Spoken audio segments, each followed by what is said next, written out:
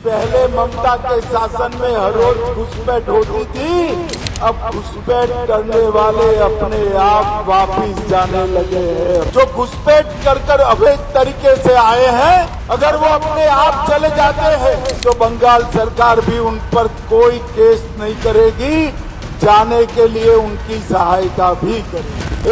एक घुसपैठिए को चुन चुन कर देश के बाहर निकालना ये हमारी सरकार का संकल्प है। क्या वेस्ट बंगाल में एक नया पॉलिटिकल और डेमोग्राफिक चैप्टर शुरू हो चुका है? क्या बॉर्डर पर लगने वाली बड़ी बड़ी वायर और फेंसिंग बीजेपी सरकार के आते ही बदले तेवरों की वजह से है और इन्फिल्ट्रेटर्स अब खुद ही बांग्लादेश वापस लौट रहे हैं?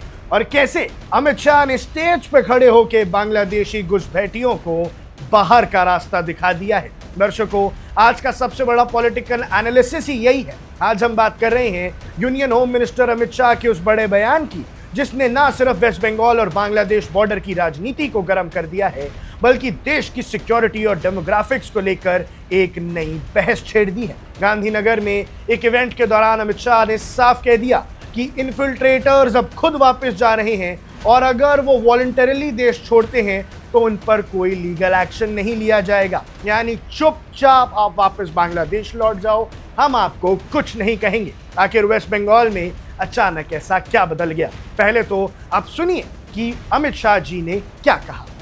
हमने चुनाव में कहा था, आप हमें शासन की धुरा दे दीजिए, हम बांग्लादेश सीमा पर सीमा की बाड़ बनाने का काम, फेंसिंग का काम कुछ ही दिनों में शुरू करेंगे। और मैं बंगाल के मुख्यमंत्री श्री शुभेंदु अधिकारी जी को बधाई देना चाहता हूं कि साथ ही दिन में उन्होंने 600 हेक्टेयर भूमि बीएसएफ के हाथ में सौंपने का काम कर दिया। चिकन नेक की भी 121 हेक्टेयर भूमि भारत सरकार को दे दी। और आज अखबारों में देख रहे हैं कि पहले ममता के शासन में हर रोज घुसपैठ होती थी, अब घुसपैठ करने वाले अपने आप वापिस जाने लगे हैं, अपने आप जाने लगे।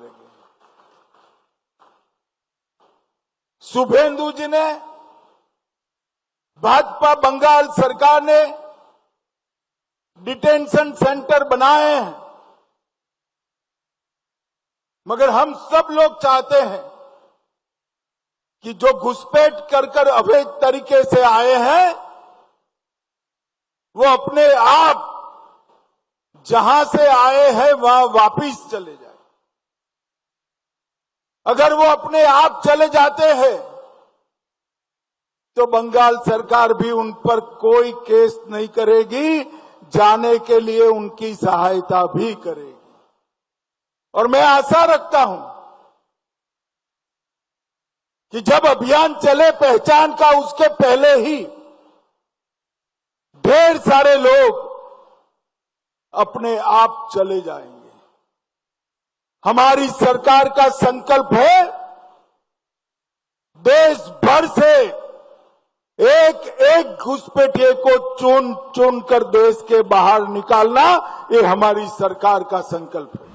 शुभेंदु अधिकारी की नई बीजेपी सरकार ने आते ही कौन से बड़े कदम उठाए और प्राइम मिनिस्टर नरेंद्र मोदी की नई डेमोग्राफिक चेंज कमेटी क्या करने वाली है? आइए पूरी कहानी को स्टेप बाय स्टेप समझते हैं। किसान, बॉर्डर और राजनीति, वेस्ट बंगाल में ये तीनों हमेशा से आपस में जुड़े रहते हैं। अब तक हमने सुना था कि बॉर्डर पर इन्फिल्ट्रेशन या घुसपैठ को लेकर सिर्फ आरोप प्रत्यारोप लग रहे हैं, लेकिन हाल ही में हुए असेंबली इलेक्शंस में ममता बनर्जी की तृणमूल कांग्रेस को जब हार मिली और बीजेपी पावर में आई तो ग्राउंड रियलिटी बदलना शुरू हो गई। अमित शाह ने गांधीनगर के अपने लोकसभा कॉन्स्टिट्यूएंसी में 340 करोड़ रुपए के प्रोजेक्ट का उद्घाटन करते हुए एक हैरान करने वाली खबर दी। उन्होंने बताया कि जब से बंगाल में नई सरकार बनी है, हंड्रेड्स ऑफ इलीगल इमिग्रेंट्स खुद ही वेस्ट बंगाल छोड़कर वापस बांग्लादेश जा रहे हैं। शाह ने साफ किया कि सरकार का संकल्प हर एक इंट्रूडर को आइडेंटिफाई करके देश से बाहर निकालने का है। लेकिन अगर कोई कैंपेन शुरू होने से पहले खुद चला जाता है तो उस पर कोई मुकदमा या लीगल एक्शन नहीं लिया जाएगा।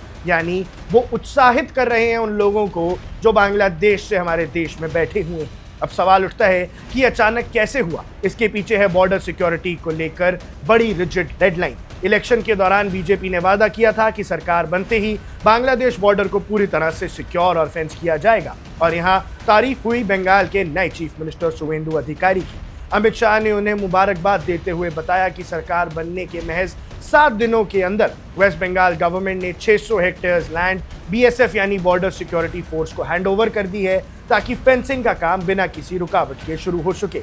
इतना ही नहीं, जियोपॉलिटिकली सबसे सेंसिटिव एरिया जिसे हम चिकन नेक या सिलीगुड़ी कॉरिडोर कहते हैं, जो नॉर्थ ईस्ट इंडिया को बाकी देश से जोड़ता है, वहां की भी 121 हेक्टेयर जमीन सेंट्रल गवर्नमेंट को सौंप दी गई है। शुवेंदु अधिकारी ने सोशल मीडिया पर कंफर्म किया कि बीएसएफ आउटपोस्ट और बार्ब्ड वायर फेंसिंग को तेजी से मजबूत किया जा रहा है। आपको बता दें, वेस्ट बंगाल बांग्लादेश के साथ 2200 किलोमीटर से भी ज्यादा का बॉर्डर शेयर करता है, जो किसी भी इंडियन स्टेट में सबसे लंबी है। नई सरकार ने वहां डिटेंशन सेंटर्स भी तैयार कर दिए हैं, जिसकी वजह से इन्फिल्ट्रेटर्स के बीच एक क्लियर मैसेज चला गया है। अब दर्शकों, कहानी सिर्फ बॉर्डर फेंसिंग पर खत्म नहीं होती है। अमित शाह ने इस दौरान एक और बड़े मास्टर स्ट्रोक का जिक्र किया, वो है प्राइम मिनिस्टर मोदी के डेमोग्राफिक चेंज कमेटी।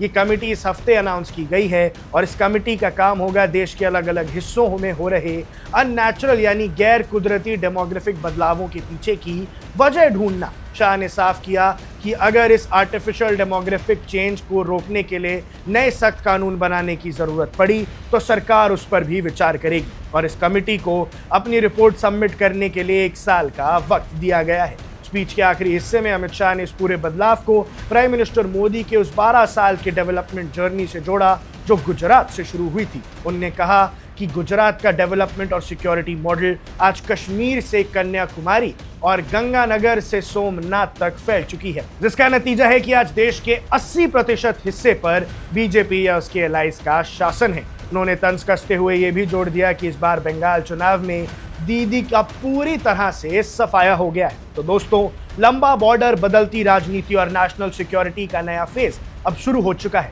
एक तरफ जहां बॉर्डर पर तारबंदी या फेंसिंग का काम जंगी पैमाने पर शुरू हो रहा है, वहीं दूसरी तरफ इन्फिल्ट्रेटर्स की वॉलंटरी एग्जिट ने इस पूरे मुद्दे को एक नया मोड़ दे दिया है। देखना यह होगा कि आने वाले समय में जब डेमोग्राफिक कमेटी की रिपोर्ट आएगी तो देश की राजनीति और कानून में क्या बड़े बदलाव देखने को मिलते हैं। आप देख रहे हैं वन इंडिया, मैं हूं आकाश कौशिक, और जो भी आपकी राय है हमें कमेंट सेक्शन में जरूर बता दीजिए। Subscribe to One India and never miss an update. Download the One India app now.